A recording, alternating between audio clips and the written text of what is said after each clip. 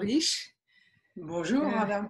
on est content de parler aujourd'hui de ton dernier livre, La pleine conscience dans les relations amoureuses. Surtout en vivant les moments de confinement pour coronavirus. On est en mars 2020, c'est pas n'importe quel moment. Je dis ça pour les personnes qui vont voir la vidéo plus tard. Mais on peut faire ensemble un dialogue et un partage spontané comme ça. Ouais. Disons que moi, j'ai une chose qui me vient tout de suite à l'esprit là, par rapport à cette période de confinement, euh, c'est que si tu veux, si on veut que l'atmosphère soit bonne, qu'on s'entende bien, que ça tourne pas à l'orage dans la relation, surtout quand on est un peu bouclé comme ça à deux, eh bien, le plus important, c'est avant tout comment on est, c'est-à-dire comment on se sent. Si on est dans la peur, si on est si on est dérangé, quoi, psychologiquement, si on est mal, eh bien, c'est sûr qu'on va devenir très épidermique, très à vif, et on risque tout risque de dégénérer en conflit si on est très épidermique à fleur de peau. Et donc, c'est vrai que trouver un minimum de paix et vraiment de présence et de paix, de pouvoir trouver un espace de ressourcement vraiment au quotidien, je dirais, hein, qui permet de relâcher la pression à l'extérieur, des médias, etc., la pression qu'on peut se mettre à soi-même aussi. Eh bien, ça, c'est vital. Là, je le sens vraiment, même je le sens moi, je suis confiné, entre guillemets, avec ma compagne, avec mon ami, et c'est clair que voilà, si on veut être heureux ensemble, il faut déjà pouvoir décompresser, quoi. Hein, d'où Bah la pleine oui, conscience, si tu veux. maintenant on peut parler encore plus des relations amoureuses au confinement et de la pleine conscience dans des conditions extrêmes. C'est aujourd'hui un jour encore plus spécial pour aborder ce sujet. Oui, mais voilà, on a mis au point une méditation un soir sur deux. On propose une demi-heure de méditation en ligne, là, donc animée en direct. On a commencé par quelques amis, et puis c'est en train de s'étendre. Et les gens disent que ça fait un bien fou, quoi, que ça leur permet voilà, de retrouver la paix et de cesser d'être sur les dents comme ça. Donc, moi, je pense que ça commence vraiment comme ça. Hein. Bon, je sais que c'est un petit peu banal à dire, mais finalement, tout est là-dedans. Tout est dans le fait de retrouver sa paix intérieure. Moi, je fais exactement la même chose. Chaque jour, on fait des méditations avec le groupe de Roumanie. Ouais. Et les personnes, c'est ouvert à tout le monde en Roumanie. En plus, une autre amie d'Amérique m'appelle pour faire une méditation en anglais mondial avec 50 000 de personnes. Je pense qu'il y a un mouvement entier qui se Ouais. fait. Il y a un mouvement qui va se créer. Et puis en même temps, tu sais, moi j'ai entendu dire quelquefois que les gens qui voulaient voir s'ils s'aimaient vraiment, s'ils étaient prêts à vivre ensemble, ils essayaient justement des périodes de confinement. Par exemple, ils partaient en croisière pendant 15 jours sur un bateau, tu vois, pour voilà, être toujours l'un avec l'autre, quoi, dans un petit espace. Bon, bah là, voilà, là on est obligé, donc c'est encore mieux, si j'ose dire. Alors, donne-nous les recettes pour survivre confiné en deux. Voilà. On peut dire ça. C'est le thème de la journée, là, c'est sûr. Oui, oui, oui, c'est encore plus intense. Ouais, ouais, ouais, ouais. Hmm. Comment faire? Comment on peut trouver la paix en deux? Et comment on peut peut-être trouver la paix en soi pour la trouver en deux et sinon en plusieurs?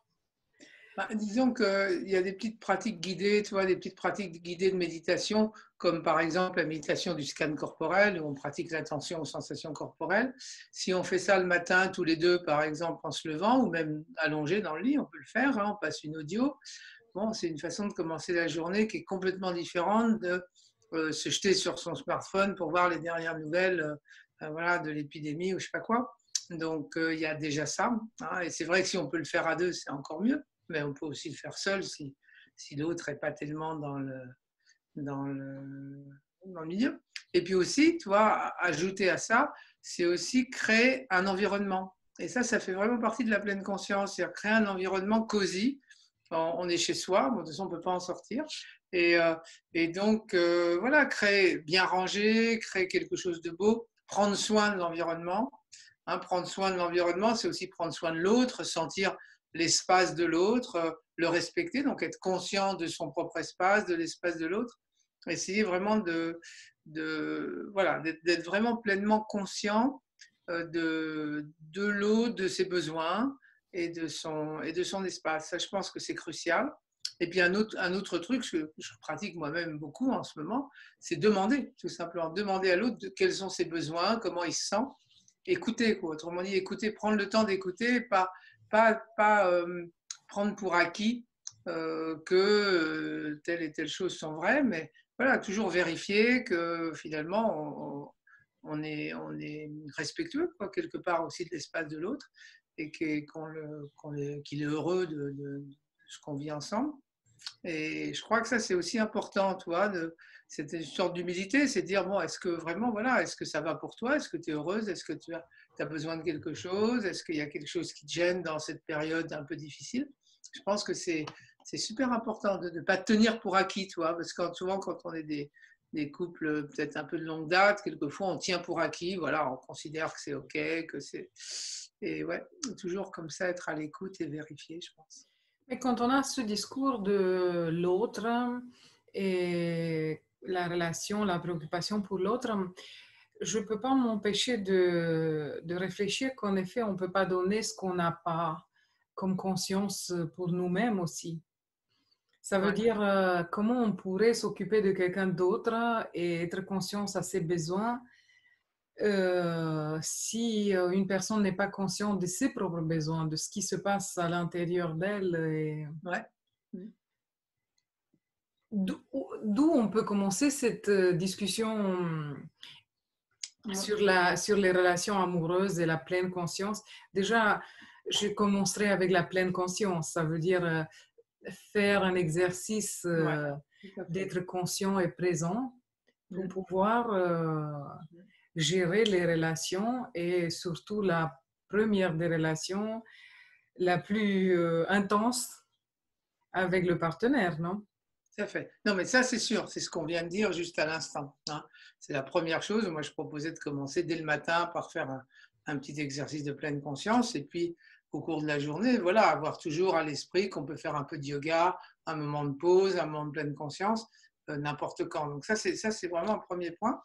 Mais je te dis, l'autre point aussi, c'est d'utiliser l'outil de la communication non violente, toi, pour être plus à l'écoute de ses propres besoins à soi-même et aussi permettre à l'autre de les exprimer. Parce que quelquefois, ce n'est pas si facile, comme tu le dis. On ne sait pas finalement, quelquefois, quels sont nos besoins.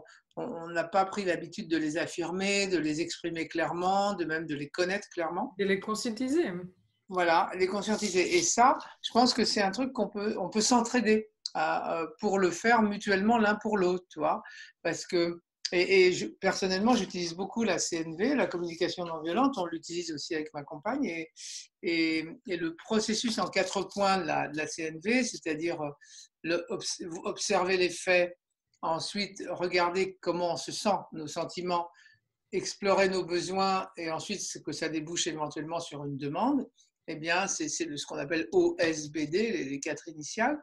Eh bien, c'est quelque chose que je m'applique à moi-même aussi quelquefois. Je me dis, bon, voilà, quels sont les faits, comment tu te sens, quels sont tes besoins, est-ce que tu as une demande à faire, une demande à te faire à toi-même ou à l'autre. Voilà, c'est un processus qu'on peut faire pour soi et aussi qu'on peut faire avec l'autre ou pour l'autre ou aider l'autre cette grille en quelque sorte, l'aider à conscientiser ses besoins. Mais c'est un chemin, hein, ce n'est pas forcément automatique et immédiat. Tu vois? Je ne sais pas si tu vois pratiquement comment ce que ça peut donner. Oui, mais pour les personnes qui ne connaissent pas ton travail et te découvrent maintenant, ce qui va être le cas, peut-être tu peux expliquer un peu qu'est-ce que tu voulais transmettre avec ce livre et Ouais. quelle est l'idée de derrière ce livre? Ben, l'idée, si tu veux, c'est que bon, j'ai écrit plusieurs livres sur la méditation, un livre sur la méditation du point de vue du bouddhisme, 2 livres sur la méditation du point de vue plus de l'approche moderne, donc de la méditation de pleine conscience laïque, et qui trouve ses sources dans le bouddhisme de toute façon. Et puis, je me suis dit, finalement, bon, voilà, c'est bien d'explorer ça, mais il faut l'appliquer. Ça ne sert à rien d'avoir un outil si on ne l'applique pas là où ça compte vraiment. Et il y a deux endroits où ça compte vraiment, à mon avis, c'est les relations professionnelles et les relations familiales.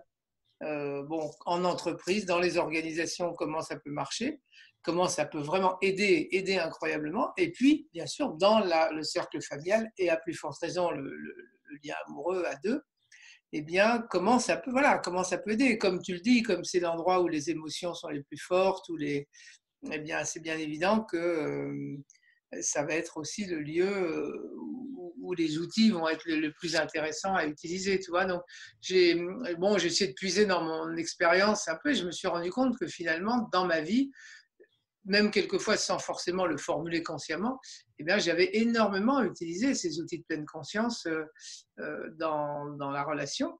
Et ça m'a aidé. Ça ne veut pas dire que c'est la panacée universelle, ça ne veut pas dire que ça va tout arranger miraculeusement, mais ça m'a quand même énormément aidé. Tu vois, ouais. Sans ça, je crois que j'aurais eu beaucoup plus de souffrance, quoi. Pour moi, pour l'autre, ouais, ça nous a beaucoup aidé. D'où l'idée d'écrire un livre. Alors en même temps, hein, je le dis bien au début dans le livre, je dis vraiment avec beaucoup d'humilité que non seulement je ne me prétends pas être un expert en la matière, mais bon, je me sens plutôt débutant qu'expert en l'occurrence. Mais bon, c'est bien en même temps de commencer à partager et puis de voir, quoi. Oui, Voilà. Tu c'est vois, sûrement, l'idée, on c'est est tous ça. affectés.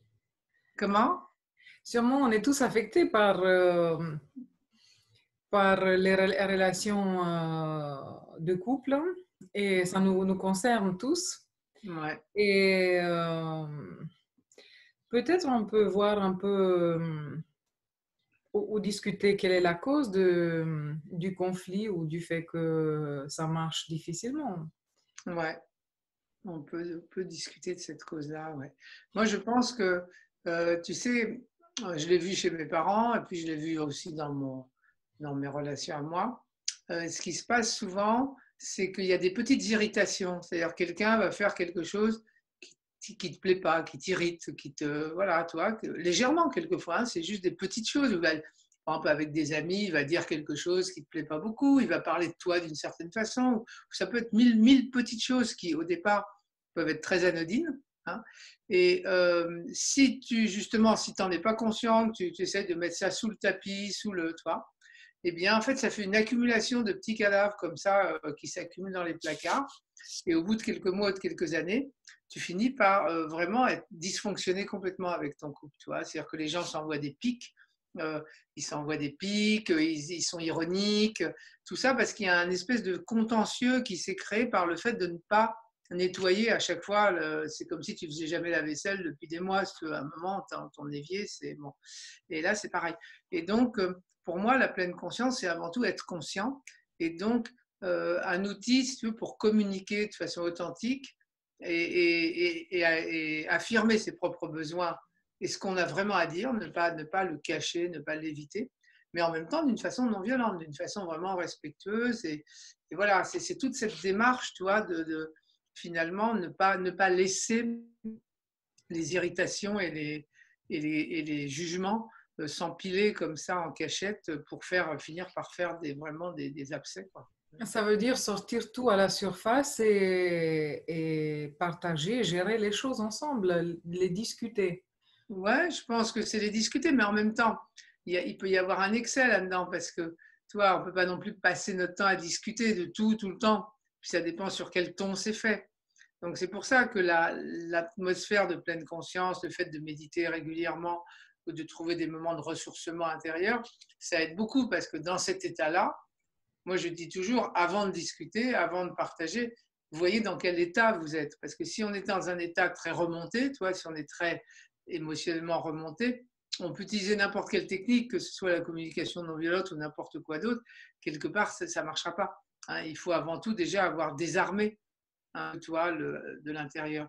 Et donc, voilà, c'est pour ça que c'est le préalable, c'est vraiment de pratiquer la pleine conscience. Et puis ensuite, effectivement, de l'appliquer dans la relation, hein, en sachant écouter, en sachant vraiment écouter, et en sachant aussi finalement s'affirmer soi-même. Hein, parce que c'est bien beau d'écouter, mais il peut y avoir aussi un moment où on a vraiment quelque chose à dire de pas facile. Et c'est là, si tu veux, que la pleine conscience est très utile, parce que quand il y a un truc qui n'est pas facile, souvent on a très peur des émotions que ça peut susciter. Et on se dit, si je lui dis ça, il va exploser, si je lui dis ça, il va se mettre en colère, vaut mieux rien dire.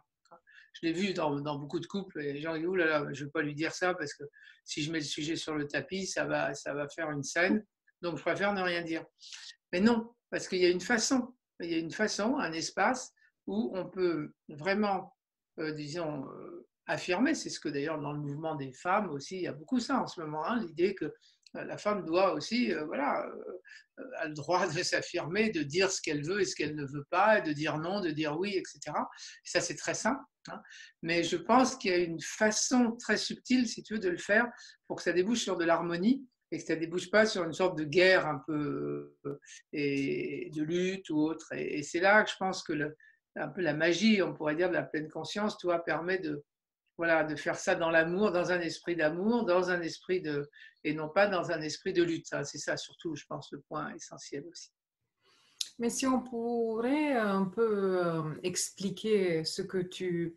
Parce que moi, en voyant plein de personnes qui donnent des conférences à la bibliothèque Pythagore et discutant avec plein de personnes des différents courants spirituels, je me rends compte qu'en effet, tous on fait le même parcours, on dit les mêmes choses, mais chacun a son langage et ouais. Beaucoup des fois, comme on dit, on ne voit pas la forêt à cause des arbres. Ça veut dire on ne voit pas l'essence à cause des mots ou des formules, mais quand on dit pleine conscience, est-ce que ça ne veut pas dire se connecter avec notre être plus profond? Et quand on dit avoir des émotions et ne pas discuter quand on est dans la tempête émotionnelle, est-ce que ça ne veut pas dire qu'on est connecté avec notre corps astral, avec nos émotions? En effet, on pourrait dire une longueur d'onde, une certaine vibration avec laquelle on se connecte.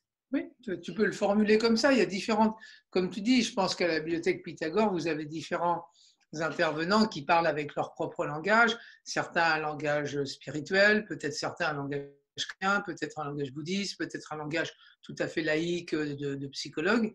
Et en fait, on peut arriver à dire à peu près les mêmes choses avec différents langages. Mais tu sais, après, comme tu le dis, si c'est que des mots, bon, ben voilà, c'est des mots, évidemment. Non, ce que je sais, L'important, c'est quand on le vit. Quand tu le vis, ça devient une réalité, c'est ça. oui.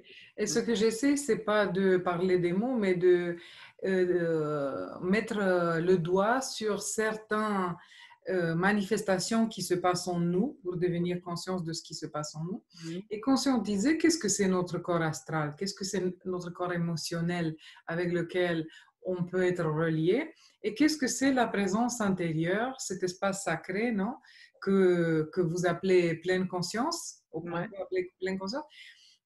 Et en effet, ça, c'est un autre état vibratoire. Ça, c'est pas des mots. C'est pour quelqu'un, pour faire le saut d'une dimension à l'autre, probablement, il doit avoir cette perception pour se rendre compte que, bon, maintenant, je suis en pleine tempête émotionnelle. Je comprends qu'est-ce que se passe, mon niveau de vibration. J'arrête de travailler ou expliquer maintenant. Et alors, comme tu appelles ça la pleine conscience, je vais faire le retournement vers moi. Ouais. Et je sens qu'il y a un autre état d'où je peux m'ouvrir et communiquer avec l'autre. Et si tu veux, la façon de faire le saut de dimension, c'est très simple, c'est quand tu es dans une certaine dimension, supposons que tu sois dans une émotion particulière, hein, eh bien, en fait, d'abord, il faut en prendre conscience, parce que si tu n'en es pas conscient, si tu n'en es même pas conscient, bon, bah là, tu restes aveuglément sur le même longueur d'onde éternellement, donc tu ne bougeras pas. Et quand tu en as conscience, c'est un mouvement très, très subtil de la conscience qui consiste à laisser consciemment, toi, tu vas laisser ça, c'est-à-dire que tu ne vas pas rentrer dans une lutte, tu ne vas pas rentrer dans le flow, dans une lutte, parce qu'en fait, les états émotionnels, ils t'invitent constamment, un peu comme des tentateurs. Tu vois, il y a une tentation de t'impliquer encore plus à fond dans cette lutte. Tu vois. Et si tu es conscient, tu vas pouvoir permettre à l'émotion d'avoir lieu, mais quelque part, tu vas le laisser. Tu vois, il y a un geste de laisser tranquille, laisser, ne pas s'impliquer, ne pas rentrer dans le jeu. hein. Et si, c'est très subtil, hein, mais c'est très profond.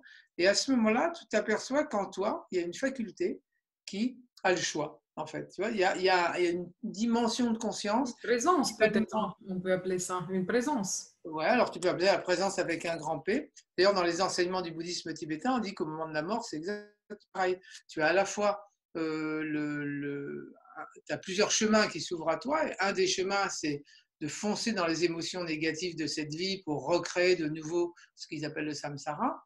Et puis, d'un autre côté, de lâcher complètement, de laisser aller et de rester simplement dans la présence avec un grand P. Et à ce moment-là, l'émotion peut toujours avoir lieu, mais si tu veux, c'est un peu comme un enfant qui serait pris dans les bras de sa mère. Donc, bien sûr, il peut continuer à pleurer encore pendant un moment, mais quelque part, il est en sécurité et tout va bien finir. Alors que s'il est livré à lui-même, il peut faire n'importe quoi. Donc, cette qualité de laisser, d'accepter, d'accueillir et de laisser tranquille, en anglais, on dit quelquefois leave it alone, laisser, pas laisser, hein, eh bien, c'est c'est subtil, hein, bien sûr, mais c'est la façon de, si tu veux, de rentrer dans la présence plutôt que d'être impliqué dans des processus Ouais. schémas anciens. Et là, c'est le moment où la majorité des personnes vont se demander comment je fais ça. Oui. Parce que c'est très facile d'avoir un dialogue maintenant au niveau mental comme ça avec des recettes, mais vraiment, comment on fait ça Ben, moi, j'ai une si petite, on peut partager? ouais, mais moi, j'ai une petite, tu vois, ce que je donne souvent dans mes séminaires, c'est petite méthode en 5 points. C'est tout simple, hein, je vais te l'exposer, mais tu verras, chacun des 5 points est intéressant. Parce que quand tu sens que tu es pris dans une espèce d'énergie émotionnelle, un peu comme si tu étais dans un kayak, dans des remous, tu vois, là, vraiment, tu sens que tu es pris dans l'énergie du remous. Tu vois, il y a il y a 5 points. Le premier, c'est faire une mini pause de quelques secondes, tu vois, simplement pendant quelques secondes, faire un freeze, quoi, un peu, c'est arrêter, quoi, juste arrêter de parler, arrêter de bouger, juste voilà, faire une toute petite pause de quelques secondes. Déjà ça, c'est énorme, hein. Ensuite, revenir à la conscience du souffle, c'est rester conscient, tu vois, c'est-à-dire ne pas partir complètement dans des discussions, mais rester, voilà, je respire, je reste là, quelque part. Je ne pars pas complètement à l'extérieur, je reste là, je respire. Je suis conscient de mon corps, voilà, donc ça c'est très très important. Garder une conscience du corps, ne pas être dans la tête, dans la parole, dans l'excitation de la parole, mais dans une conscience corporelle. Et ensuite se dire, est-ce que je ne suis pas en train de retomber dans le même schéma, hein, ça c'est le quatrième point. Est-ce que je ne suis pas en train de finalement répéter un schéma habituel que j'ai 1000 fois déjà refait, hein, je ne suis pas en train de retomber dans le même sillon. Donc ça c'est aussi une question à se poser. Et puis aussi penser que l'autre, la personne qui est en face de moi, et dans la relation amoureuse c'est capital, bien penser que cette personne finalement souhaite le bonheur et souhaite aussi éviter la souffrance. C'est un être humain sensible et bon, il s'y prend peut-être pas parfaitement bien, mais voilà, il cherche lui aussi une sorte de satisfaction et de bonheur. Donc ça c'est un point aussi fondamental qui peut énormément aider. Et finalement, se dire, est-ce qu'il n'y a pas une action idéale? Est-ce qu'il n'y aurait pas, à cet instant même, finalement, quelque chose à faire voilà, qui apaiserait, qui harmoniserait? Moi, ce dernier point, il m'a souvent aidé dans des conflits de couple. À certains moments, je me disais, là, l'action idéale, ce serait vraiment d'aller faire un tour. Bon, on ne peut pas en ce moment, mais bon. D'aller faire un tour ou tout au moins de cesser de discuter, quoi, voilà, et d'attendre 1 heure ou 2. Euh, et, euh, et je crois que voilà, ça c'est vraiment très très important. Est-ce qu'il n'y a pas une action idéale qui arrangerait tout? Et ces 5 points, donc, c'est un protocole en 5 points qui s'appelle ARORA, A-R-O-R-A, c'est-à-dire s'arrêter, respirer, observer les sensations, réfléchir et enfin l'action idéale. Eh bien, bon, voilà, c'est quelque chose qui aide beaucoup, si tu veux, à se désimpliquer de l'engrenage, quoi, par exemple. Est-ce qu'on arrive à faire tout ça quand... Même si tu fais une seule chose, ça suffit. Toi, tu n'es pas obligé de tout faire. Tu peux, par exemple, si tu restes conscient de ton souffle, bah, tu verras que même en continuant à discuter, si tu restes conscient du souffle ou restes conscient du corps, tu verras que quelque part, tu pars moins dans les jugements. Déjà simplement enlever ton attention et ton énergie de ceux qui viennent te capter. Ouais, si tu veux, tu as une Déjà fois. arrêter ça. Tu sais, moi j'avais à une époque, quand je suivais les enseignements du bouddhisme tibétain, il y avait toujours un lama qui nous disait euh, la souffrance, c'est l'esprit tourné vers l'extérieur, perdu dans ses projections. Et puis, comme ça, il avançait la main vers l'extérieur. Il disait, en fait, la pratique, ça consiste à retourner l'esprit et à le tourner vers sa vraie nature, à ramener l'esprit en lui-même vers sa vraie nature. Et ce geste était très beau. Et en fait, on peut s'imaginer pendant qu'on est pris, hein, qu'on est tiré vers l'extérieur par une force incroyable. Et en fait, voilà, ce geste de dire, voilà, je reviens, hein, je reste là, hein, je reste là, je ne pars pas, je ne me perds pas à l'extérieur, je reste chez moi. Hein, et le mot chez soi, le home, c'est très très important dans la pleine conscience parce que c'est le home de sagesse, tu vois. Si je restais là, si je restais chez moi, tu vois, plutôt que de partir. Bon, alors tout ça c'est très beau, hein, évidemment ça sonne très bien quand on le dit, mais en fait ça ne pourra avoir lieu que si pendant les périodes de calme on s'est un petit peu entraîné, hein, tu vois, parce que si tu t'es pas du tout entraîné à la conscience du souffle, à la conscience corporelle, etc. Bon, le moment venu, c'est pas en pleine tempête que tu apprends à naviguer, hein, donc tu vois, c'est tout ça aussi, ça demande quand même une familiarisation. C'est pour ça que je suis très heureux qu'à notre époque, ça devienne de plus en plus populaire, les petits exercices de pleine conscience, comme on en trouve un peu partout maintenant. Eh bien, parce que voilà, parce que ce n'est que quand on est un peu expérimenté qu'on pourra appliquer tout ça, tu vois, quand c'est important. En effet, moi je traduirais ça en disant arriver à connaître soi-même. Ça veut dire, j'observe, je suis présent, je sais qu'est-ce que se passe avec moi. Et comme ça, je me rends compte quand il y a une tempête que c'est une chose que je désire pas, c'est une chose qui fait mal, qui est pas confortable et j'arrête de la nourrir. Oui, tout à fait. Ça fait partie de la connaissance de soi. Ouais, ça fait Moi, partie. dans mes cours et dans toute ma pratique, j'emploie d'autres mots, mais c'est sûr que c'est la même chose, ça pourrait pas être autre chose. On est tous, on est tous sur des langages différents et on fait tous la même chose. Ça sera intéressant un jour quand on arrive à dépasser les mots et vraiment comprendre l'essence. Euh, mais finalement, le tout, c'est connaître soi-même. Ça veut dire être conscience de qu'est-ce que se passe en moi. Mm. Mais toi, Rada, en t'écoutant, il y a une chose qui me vient à l'esprit qui est capitale, c'est que, bien sûr, toute cette démarche est importante, mais il ne faut pas non plus la faire avec trop de sérieux. Tu vois, c'est-à-dire pas dire, oh, il faut que je me connaisse moi-même, il faut que je... Sur un ton sérieux, en fait, il faut avoir la légèreté, l'humour aussi. Tous les maîtres zen, les grands maîtres tibétains, le Dalai Lama, par exemple, ils rigolent tout le temps. Il est dans cette légèreté, dans ce pétillement. Et en même temps, il est super responsable, super conscient, super vigilant, mais il n'est pas, toi, il fait pas comme le vieux sage sérieux qui se surveille, etc.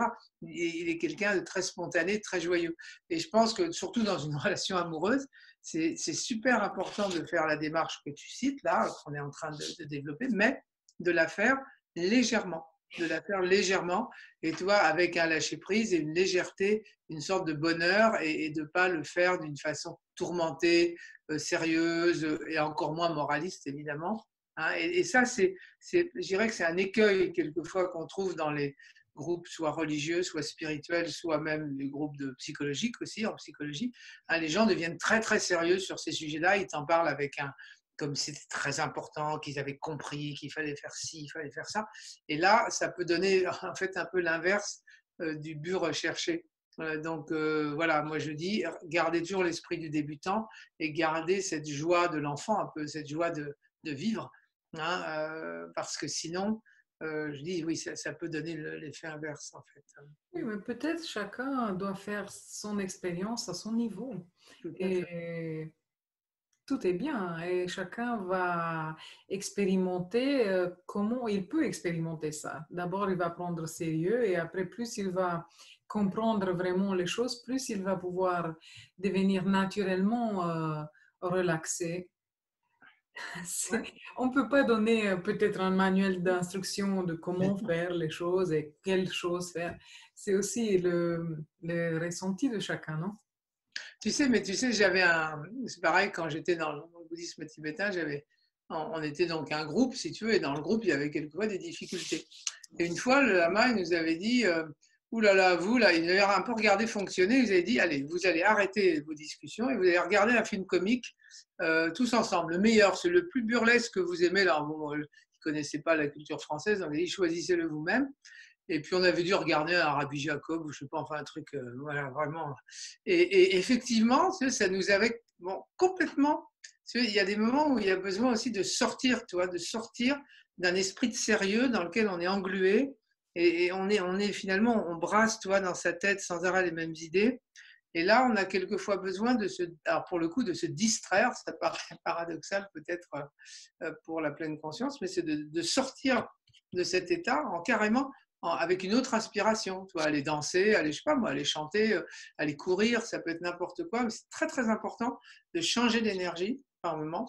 Et une fois que tu es dans une autre énergie, plus ouverte, tu vois, plus spacieuse, là, eh bien, le processus peut s'accomplir. Alors moi, Oui, on peut j'insiste faire là-dessus. Tu la vas danse. changer d'énergie, c'est vachement important, très très important, quelquefois. Sinon, ça peut devenir vraiment une prise de tête, tout ça. Oui, probablement, toi tu parles de tes expériences, mais Oui, euh, bah oui, la danse et sortir et un film et tout ça, on peut les faire, mais ça n'empêche que on peut maintenir cette présence et cette conscience et connaissance de soi en tout moment.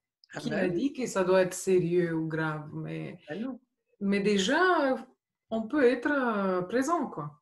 bah oui, bah oui, non, mais je suis bien d'accord, hein. De toute façon, la présence, et puis bon, bah, on s'exerce après, hein. Tu vois, par exemple, cette qualité d'écoute dont je parlais au début de l'entretien, là, d'écoute des besoins de l'autre, etc. Être à l'écoute, tu vois, c'est prendre soin, prendre soin, mais sans étouffer, simplement en étant conscient de l'autre et de façon très légère, en étant conscient de ses besoins et en essayant voilà, d'être à l'écoute, d'être attentionné.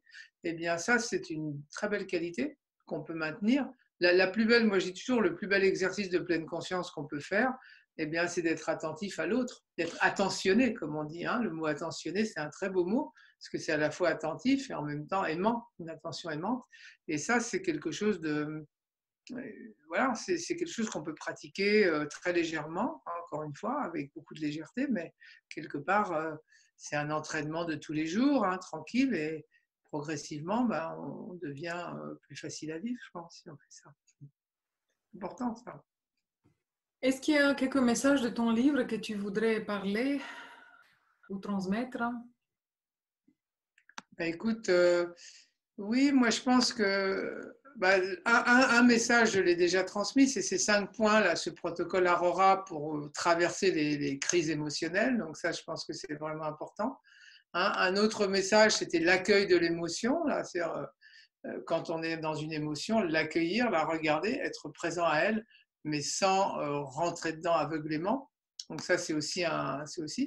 L'autre message qu'on a cité, c'est la communication non violente, quand même. Ça, c'est un outil, les outils de la communication non violente, de l'écoute et de la communication non violente face face au, à l'autre, hein, pour mieux communiquer.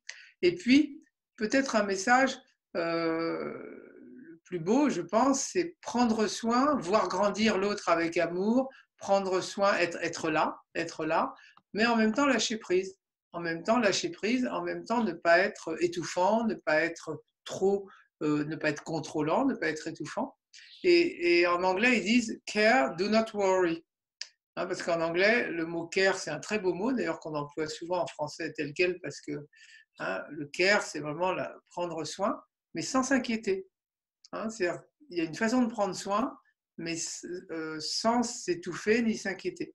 Et je dis toujours, bah, si vous aviez des parents, par exemple, si on avait eu des parents qui avaient été à la fois très présents, mais en même temps en laissant de l'espace, ça aurait été formidable. Enfin, et pareil pour un partenaire.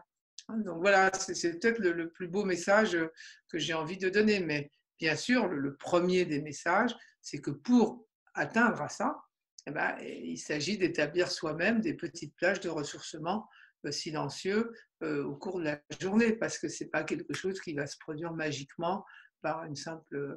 Hein, c'est quelque chose avec lequel on se familiarise jour après jour. Ok. Es-tu convaincue, ma chère Rada? Euh, Faut Moi, je essayer. pense que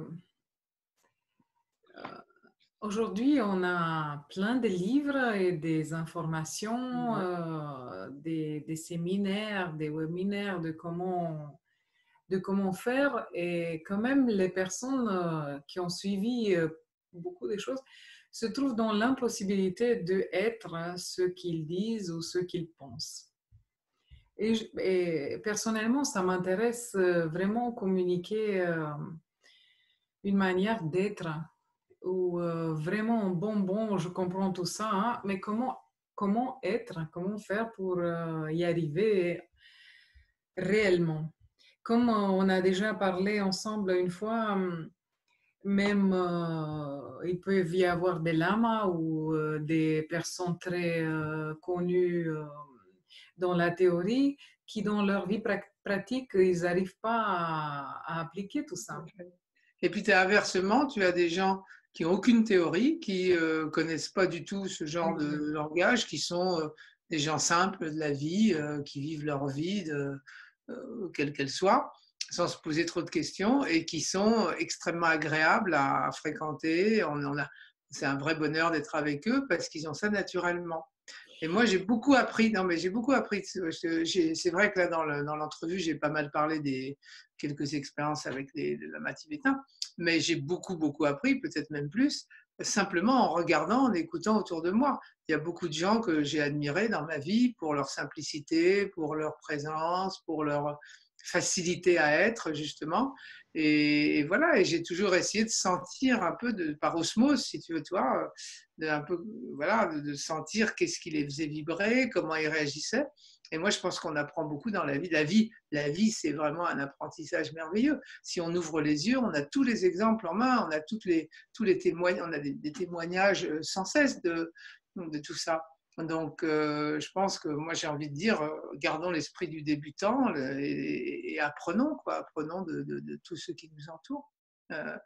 Ouais, c'est important, cette chose-là. Après, quant aux gens qui parlent beaucoup, mais qui n'appliquent pas et qui, dans leur vie, sont quelquefois le contraire de ce qu'ils disent, bah oui, ça, on le connaît en politique, on le connaît dans les milieux voilà, de la spiritualité ou de la psychologie, on le connaît partout. Hein, donc ça, voilà, il ne faut pas être dupe non plus. C'est important, je pense. Ouais. Mais moi, je comprends un peu ce que tu dis un peu différemment, dans le sens que on est tous programmés par les conditions de vie dans lesquelles on est. Et quelqu'un peut avoir un émotionnel beaucoup plus calme et on veut être proche de ces personnes parce que ils n'ont pas les tempêtes. D'autres, ils ont les tempêtes. Mais en effet, je ne sais pas si il y a une personne qui peut déjà être conscient et présent s'il ne fait pas, s'il fait pas un chemin conscient vers ça. Ouais. C'est différent une personne qui est toujours sereine et on est à côté d'elle. Et c'est différent une personne qui est présente et on est à côté d'elle. Et pour ça, je pense qu'il faut faire un chemin quand même. Mais oui, bah, c'est pour ça qu'on fait l'entrevue là. C'est parce qu'effectivement, c'est pour ça que j'ai écrit mon livre. C'est parce que je pense qu'il y a un moment où il y a besoin d'être nourri par une démarche, voilà, par un chemin qui est proposé avec des pratiques guidées et aussi voilà, des choses à faire, si j'ose dire. Hein, mais ce que je veux dire par là, c'est qu'il ne faut pas non plus le prendre trop scolairement. Hein, c'est pas juste appliquer un manuel, voilà, avec des lignes, mais c'est aussi beaucoup, à mon avis, apprendre de la vie. Tu vois, c'est un apprentissage sur le terrain, si tu préfères. Oui, c'est Hein, sûr. c'est quand même ça le plus important. Si tu es conscient, si tu pratiques la pleine conscience au quotidien, partout où tu vas, eh bien, tu verras que c'est une mine vraiment voilà, à chaque fois, on apprend quelque chose de fondamental, en fait. Mm. Le plus important, c'est de ne pas être sclérosé. Ça, on n'en a pas parlé, tiens, c'est super important. C'est de prendre conscience aussi de ces schémas cognitifs, c'est-à-dire de ces. Hein, en thérapie cognitive, on parle des pensées des schémas de pensée dysfonctionnels, etc. C'est-à-dire nos modes de pensée qui sont habituels pour nous, mais qui nous emmènent toujours dans le mur, et pourtant qu'on reproduit sans cesse. Et ça, cette prise de conscience, tu vois, de dire, tiens, à tel moment, à chaque fois, je me dis ça, et en fait, ça m'amène par exemple, à m'engueuler avec quelqu'un, parce que je me le dis, je juge, enfin, voilà, d'être conscient vraiment du schéma. Et de ne pas essayer de lâcher prise aussi de cette fixation sur cette espèce de psychorigidité qui fait qu'on croit avoir raison et qu'on veut se battre avec tout le monde pour imposer ses raisons. Ça, c'est un des points super importants, cette flexibilité psychologique, si je veux dire. Eh bien, ça, c'est ne pas être psychorigide, je pense que c'est un élément vraiment crucial. Alors là, pour le couple, et c'est aussi un exercice de pleine conscience super, super intéressant. Tu vois, pouvoir te remettre en cause, toi, te dire, tiens, moi, je crois ça, mais finalement, bah oui, peut-être que c'est juste ma croyance, etc. Toujours être en flexibilité. Mais tu penses qu'une personne qui est un peu psychorigide comme ça, il arrive à corriger ou à comprendre ce que tu dis et le mettre en pratique juste parce qu'il sait qu'il devrait laisser... Bah, ça dépend. Si tu vois, moi, par exemple, quand j'ai commencé la méditation, hein, j'avais 25 ans, eh bien, ça m'arrivait quelquefois de demander à un de mes proches, de lui dire, mais écoute, là, toi, voilà, moi, je pense ça, voilà, j'estime que ça, c'est. Mais bon, toi, est-ce que tu penses autre chose? On peut en discuter. Toi, j'ai essayé de me dire, bah, finalement, dans mes façons d'être, mes façons de penser, bah, c'est bien de vérifier, quoi. C'est bien de. Est-ce qu'il n'y aurait pas finalement d'autres points de vue? Voilà, c'est la recherche d'autres points de vue, en fait. Tu vois, c'est le fait oui, c'est ça, finalement d'être heureux de découvrir d'autres points de vue plutôt que d'être très occupé à faire valoir le sien, uniquement le sien. Et ça, bon, bah, effectivement, ça c'est aussi un tempérament. Hein. Il y a des gens qui ont l'un des deux tempéraments et d'autres qui sont plutôt enclins à l'autre. Mais ça se travaille. Hein. Alors, on peut toujours entraîner son esprit à plus de flexibilité quand même. Ça, moi, j'en Ouais. suis persuadée, tu vois. Ouais. Ben, merci pour tous ces clés et ces indices. Ben, écoute, c'est un plaisir hein, de partager ça. Je suis content parce qu'il y a une chose d'écrire un livre et puis une autre de justement d'en discuter, de voir un peu comment concrètement, tu vois, on peut parler de ça comme au cœur de la vie, quoi, hein, pas juste en théorie, si j'ose dire. Et bon, finir en disant que bon, dans le livre, il y a quand même une dizaine de pratiques guidées audio là, qui sont téléchargeables et qui permettent un petit peu de faire le tour des différentes méditations qui peuvent vraiment nous aider dans ces situations-là. Mm. Donc, voilà. Ok, Voilà. Bah, merci, Radha. merci et bonne continuation.